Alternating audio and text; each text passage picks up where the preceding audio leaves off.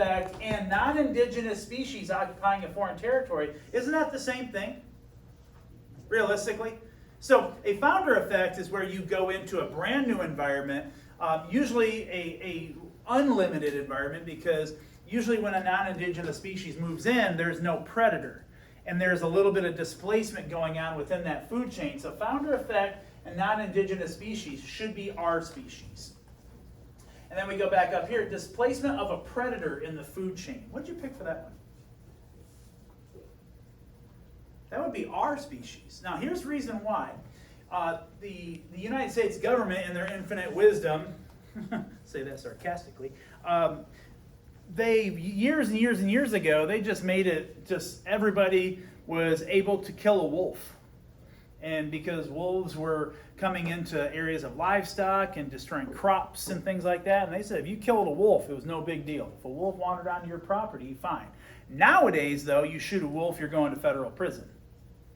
Because of how we quickly realize, wow, what a tragic thing. And nobody really forecasted that this would be a problem, because in that ecosystem, the wolves are some of the apex predators. So you remove that predator, what's going to happen to all of those that the wolves hunt? Those populations are going to exponentially increase. So all of your elk and your deer and things like that drastically grow. So what does that do to all the plants?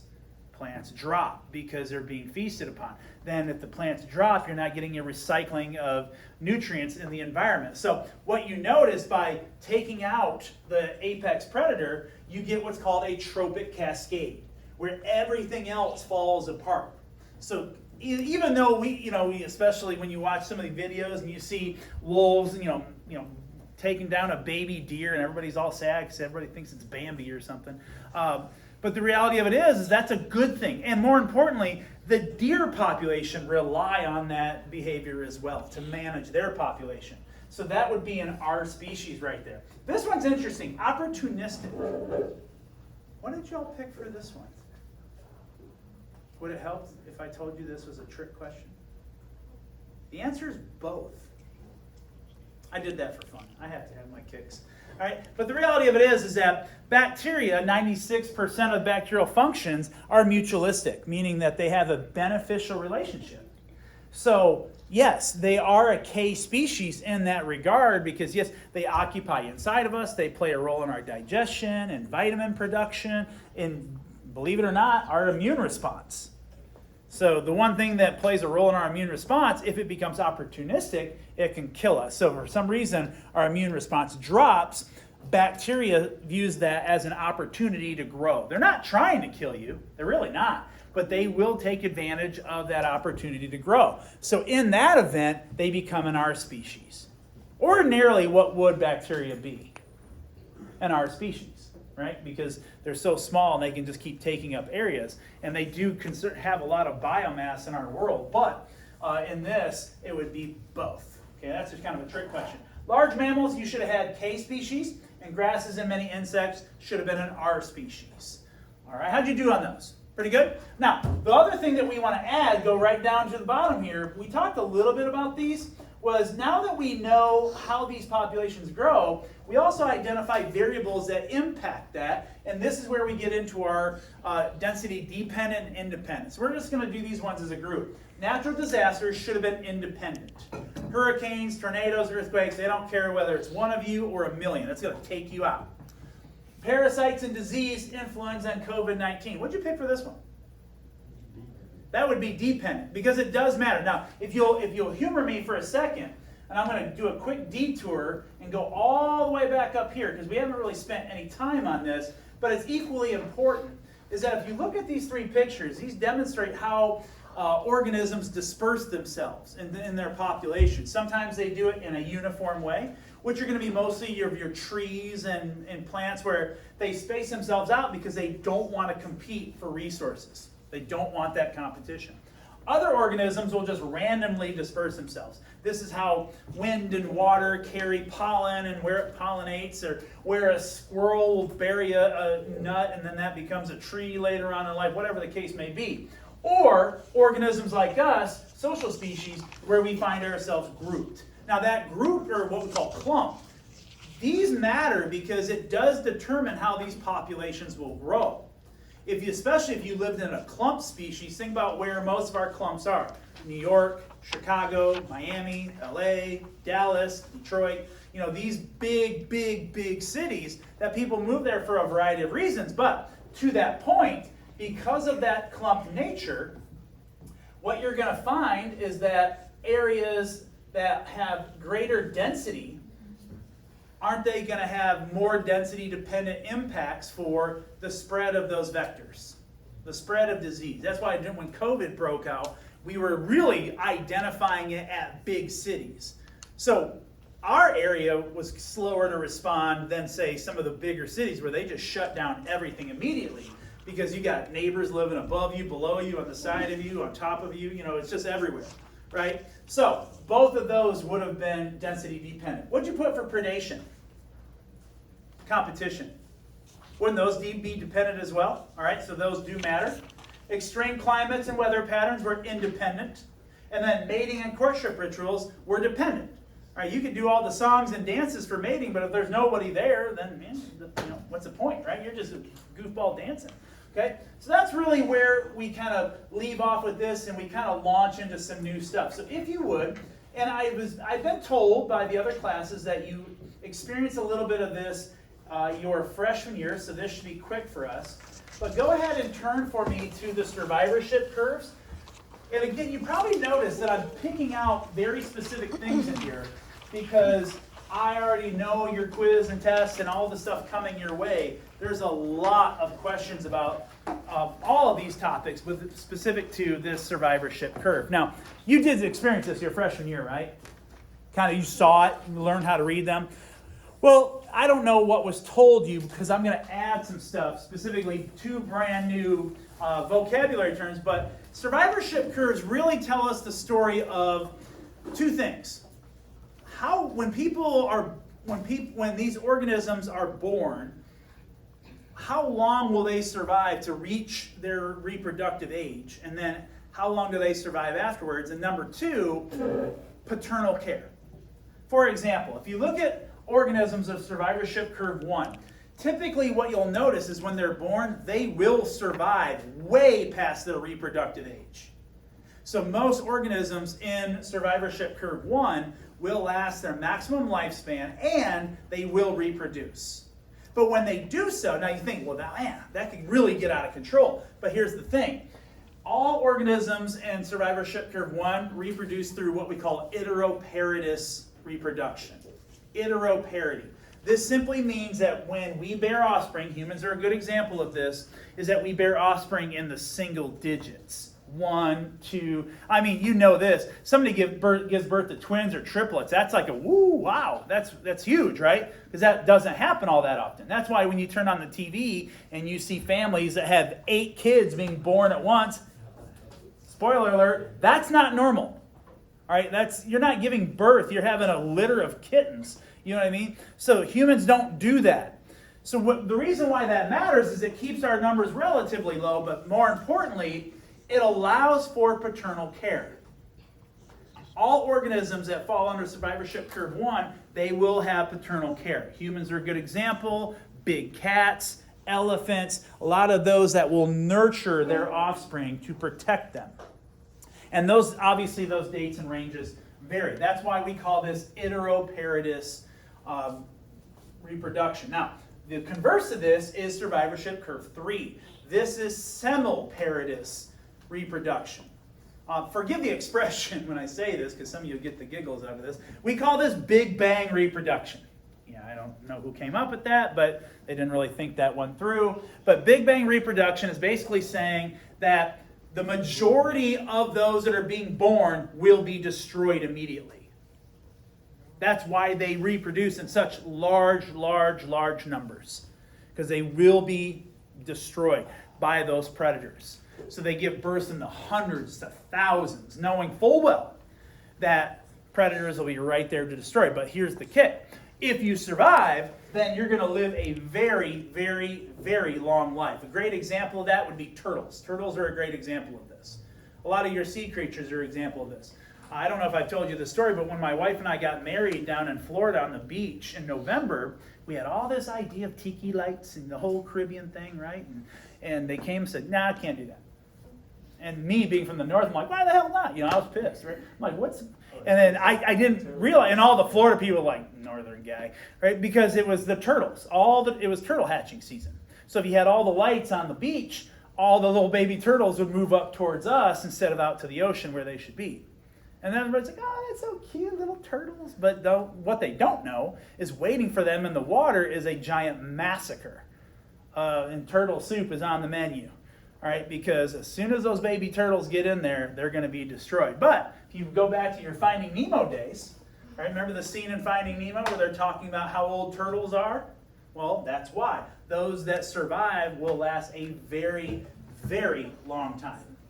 Now, right there in the middle, survivorship curve 2 is random, completely random. This is usually going to be your primary and secondary consumers, your woodland creatures, your insects, stuff like that.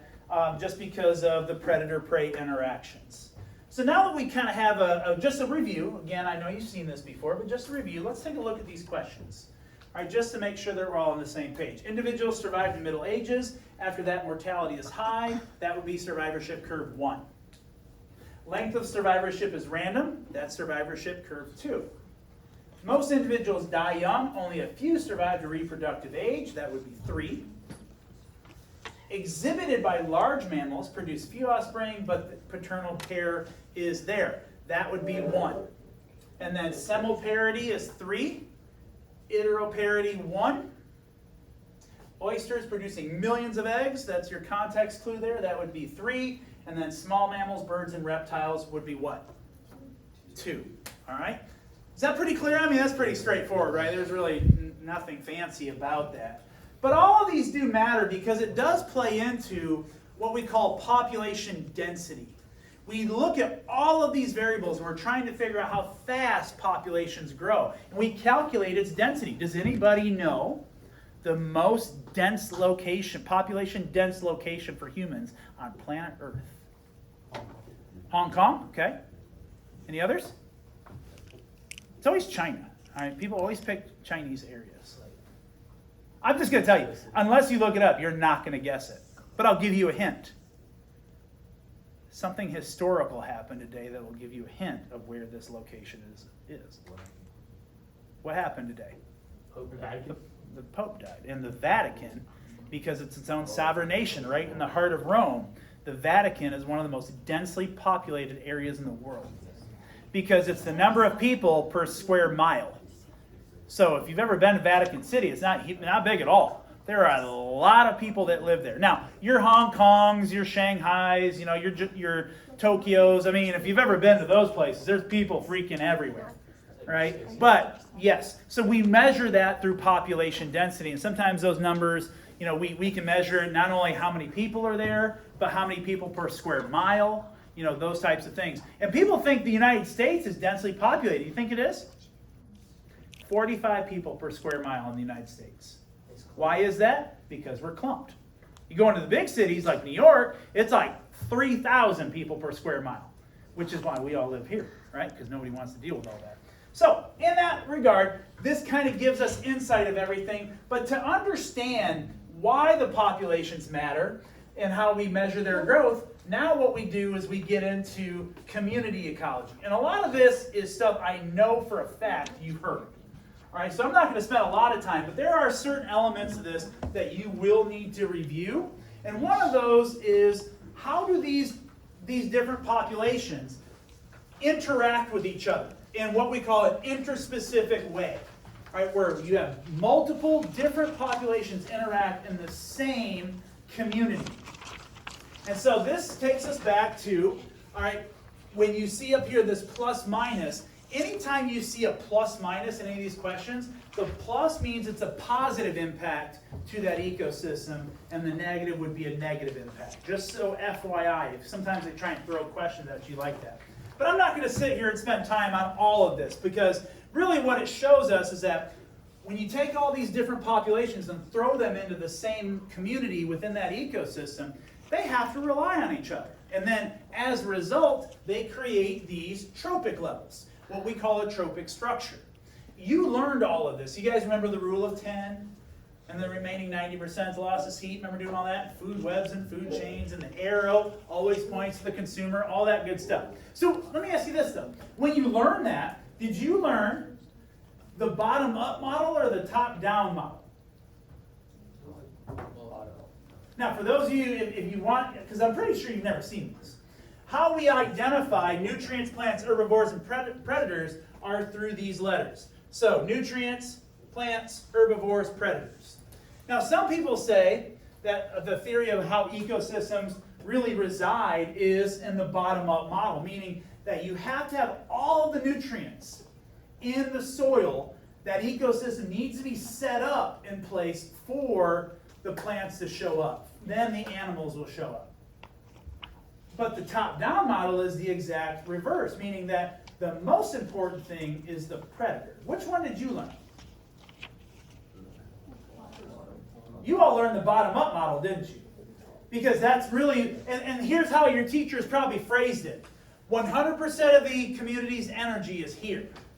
Because all the sunlight, right? Without the sunlight, without plants, there's a truth to that. Without plants, there's no way of absorbing that radiant energy and converting it into a usable chemical energy we know as glucose. So why the top-down model, though? Well, this top-down model is what we call a trophic cascade. And this is what we were just talking about. You remove the predator, and then the whole thing falls apart. So you have to be able to look at this from two different lenses, right? Is this one valid, the bottom-up model? Yeah, absolutely. Because if you don't have sunlight, you don't have nutrients, it doesn't matter what else you have. But also, if you take away that predator, it's going to disrupt that ecosystem and that trophic structure equally, right? So neither one is better than the other, but I just wanted to expose you to both because they do matter. But what we find is that populations have this really, really interesting way of coexisting with each other in nature, but only in a way that benefits everybody. Now, I want you to think about that for a second. You ever seen pictures like this? You see them all the time, don't you? But have you ever noticed that you'll see the zebra at the watering hole, and then you see the giraffes, and probably some, I always forget what those are called. Well, no, I don't think those are gazelles. No, you're right. Gazelles are smaller. Those ones have like a unicorn spear or something. They'll come back to me. Anyway, because I saw those when I was in Africa. They're bigger than you think. Like, you think zebras are these tiny things. No, these organisms are huge. But you ever notice these pictures, and you'll just see, like, the lions back here just chilling? You ever notice that? You ever seen those pictures? And you think to yourself, how come they're not hunting? Because they don't need to.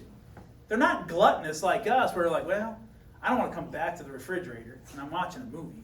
So I might as well just get some more food, you know what I mean, just in case the kids get hungry. You know what I mean? Like, that's humans. Like, we eat way more than we actually need. Whereas the lions and all these things, they exist, and yes, I'm going to use Mufasa's words, in a delicate balance, right? And so they do exist in this balance, right? So this balance actually plays into what we call their fundamental versus realized niche. Now, let me review a couple of things. And again, if you've heard this, I apologize. And if you haven't, you might want to draw this or have a version of this because there's a lot of questions about fundamental versus realized niche. Now, every time I say this, I kind of get the side eye specifically from all my female students. But biologically, we all have roles. Yes, we are apex predators. However, even within our species, we have sexual dimorphic roles. Males, because of our hormones, we are driven for, predator interactions, clubbing the woolly mammoth and dragging it back to our cave, that kind of thing. Whereas females are designed for childbirth and childbearing, or what we just learned, iteroparitous reproduction. To nurture and care for that young. You are built and designed for that specific reason. So, dare I say that's your quote-unquote job? I'm not going to say that. That would be dangerous. So I'm standing over here and hiding. All right? But the reality of it is, biologically, that is your niche. That is your role. Now, all the other stuff, women power, that good stuff, do your thing, all that good societal constructs. But biologically, that's our role. But here's my question to you.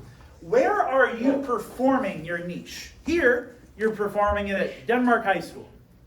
So this is what we call your realized niche. This is where you are actually performing your role. Now, could I pick you up and put you in a different school and you can be equally successful? Of course.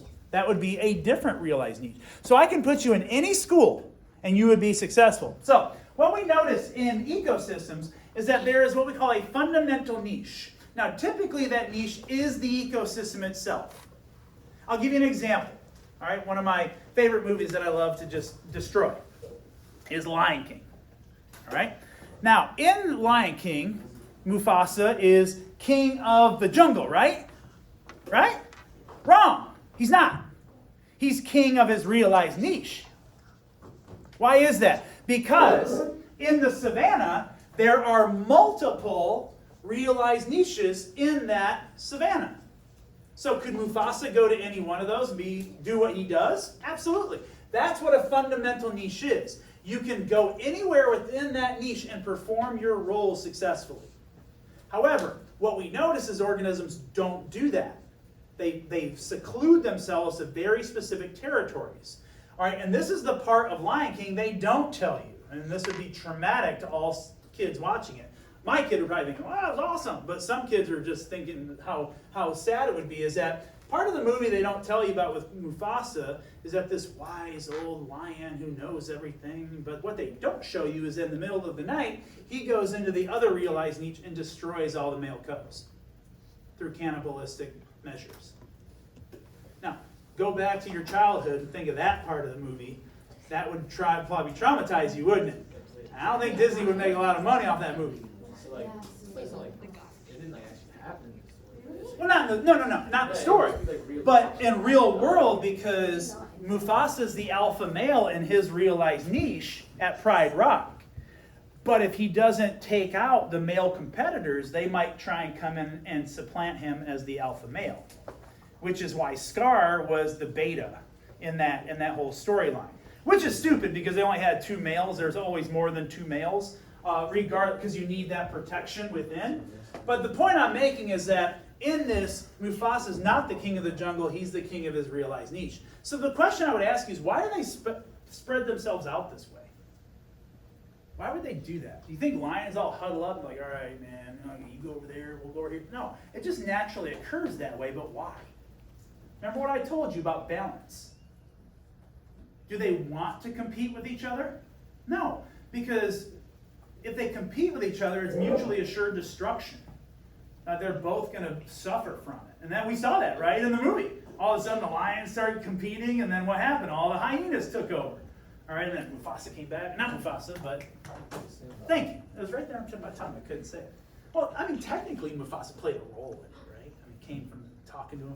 Anyways, so the point I'm making is that they create space because they don't want to compete. We call this resource partitioning. Resource partitioning is saying, yes, there's all these resources, but we don't want to compete with you. But if you do dare cross over into our territory, now we're going to have a problem, right? That's when they start having those competitions. So let me ask you, do you think lions were the keystone species in that storyline? I mean, they made it seem that way, didn't it? Now, if you remove a predator that causes trophic cascade, but does that automatically make it a keystone? No. Keystone species are always something within these fundamental and realized niches that without it, that ecosystem would fall apart. Not the group itself, but the ecosystem itself. For example, why are elephants keystone species? And it's a very simple thing that they do. You would never think about it. Elephants. Step on the grass? Yeah, okay, you're kind of in the right path.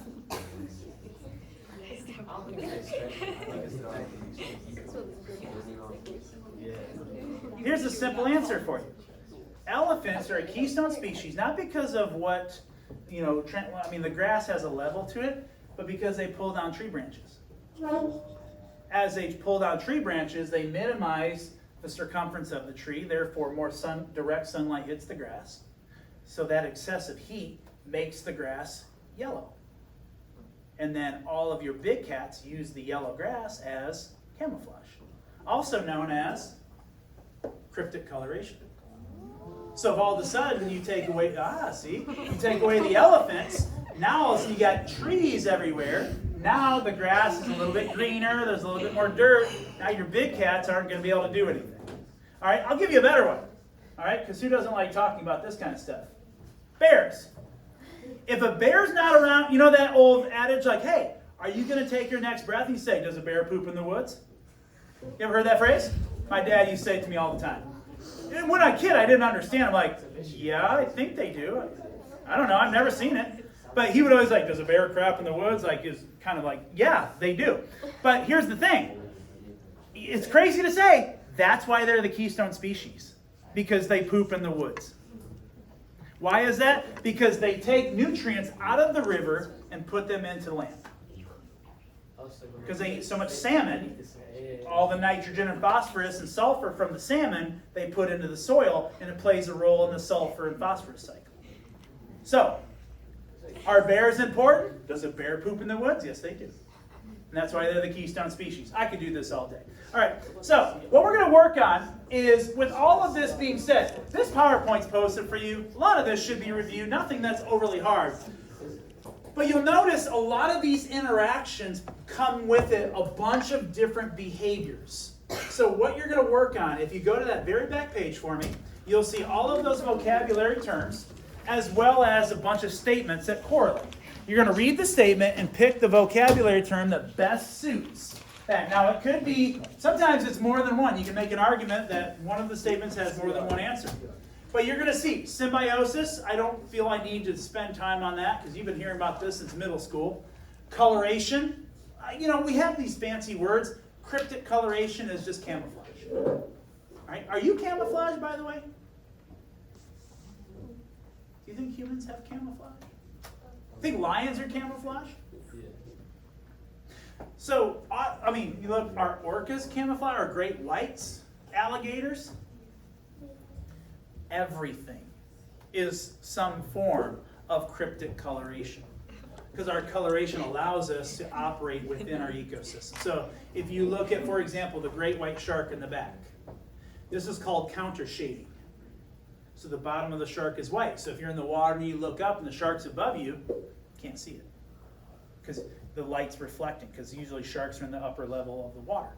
If the shark's below you and you look down, it's really dark, it's gray. You won't be able to see either way. It's probably why they're one of the world's greatest predators ever. What about crocodiles? Yeah. They just kind of blend right into the depth, the dirt and the water and all that kind of stuff. Right? Even orcas, they have counter shading and things like that. Owls. What's really cool is you're going to start getting into mimicry, and you think, okay, what do owls feed on? Mice. What do mice feed on? Moths. So wouldn't it be beneficial for a moth to mimic the resemblance of an owl? It actually does. There's a moth that upside down looks just like an owl. This is what we call mimicry. So you're going to be studying, and then we're going to talk about these when I see you tomorrow. So we're going to do a quick review of all those words. I won't spend a lot of time, because you know me, I'll just sit here all day in story time, right? And I'll go through all this. But we're not going to do that, because I want to give you the rest of the period today to work on these and your PBLs. Because remember, your PBLs are due tomorrow. Okay, so the rest of the period is yours. Get that part done, and then we will get started on all this tomorrow. All right, let's get to it. I see, okay.